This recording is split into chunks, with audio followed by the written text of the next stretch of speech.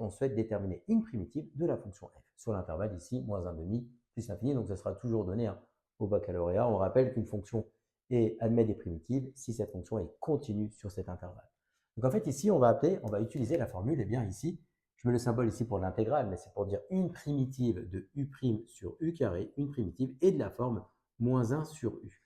Donc, en fait, ici, ça veut dire quoi? Ça veut dire qu'en fait, que dans mon expression, je vais identifier u de x qui est le dénominateur, mais sans le carré. Donc, c'est 2x plus 1. D'accord? Ensuite, je vais dériver. Donc, ça nous fait une prime de x qui est égale ici à 2. Et là, regardez ce que je vais faire, la méthode.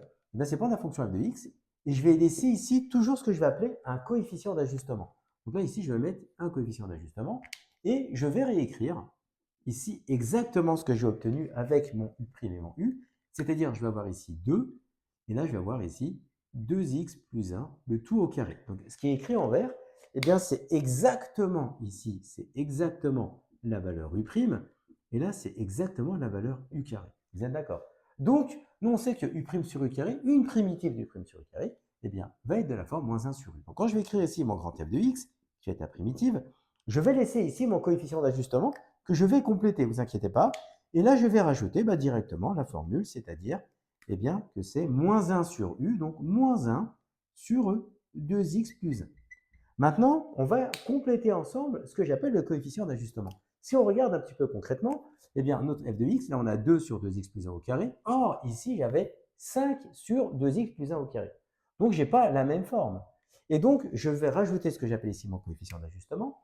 Et ici, ce coefficient-là, on va rajouter ici toujours ce que j'appelle le coefficient de départ.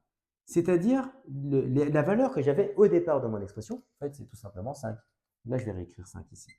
Et ici, je vais rajouter ce que je vais appeler grossièrement le coefficient de la dérivée. Coefficient de la dérivée. Cette méthode-là marchera tout le temps. Le coefficient de notre dérivée. Et ici, notre dérivée, en fait, quand on regarde, c'est, alors je l'avais mis là, 2. C'est u', c'est 2. Donc, c'est le coefficient, c'est 2. Donc là, je mets 2. Donc là, qu'est-ce qu'on observe? On observe que si je fais, eh bien, 5 fois 2 que je divise 2, en fait, c'est comme si, imaginairement, j'avais barré les 2 ici. Et donc, si je barre les 2 ici, ça fait exactement la forme qui est ici, qui était donnée initialement.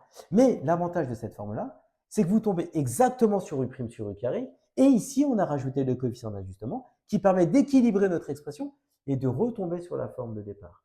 Et donc, en final, notre primitive, l'u' sur u carré, on sait que c'est moins 1 sur u. J'ai mis moins 1 sur u ici. Et je vais rajouter mon coefficient d'ajustement, donc mon 5 demi. Et finalement, une primitive de la fonction f, c'est grand f de x est égal, je vais multiplier les numérateurs entre eux et les dénominateurs entre eux. Donc, ça nous fait moins 5 sur 2 facteurs de 2x plus 1.